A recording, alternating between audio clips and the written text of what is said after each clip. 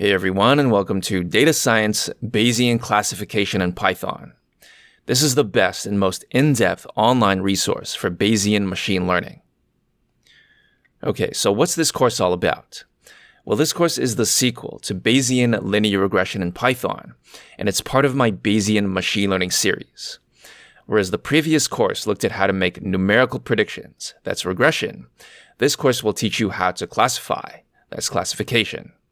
Some examples would be spam detection, sentiment analysis, disease prediction, and predicting whether a stock's price will move up or down, which will tell you whether your investment will make a profit or result in a loss.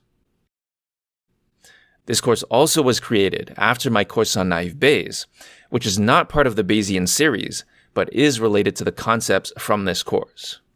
Although we don't need to make the naive assumption in order to build a Bayes classifier, we will in order to make our computation simpler.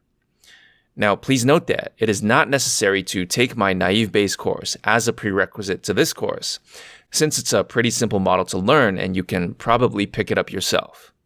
Essentially, what we'll be building in this course is a Bayesian version of naive Bayes.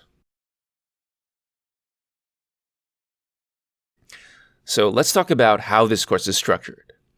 This course really has three main parts. The first part covers the important theory behind how to make the Bayes classifier more Bayesian. In this section, we'll review how Bayes classifiers work, and then we'll learn how to put priors on all of its parameters. This section is designed to be very general, so it won't look at any specific version of the Bayes classifier.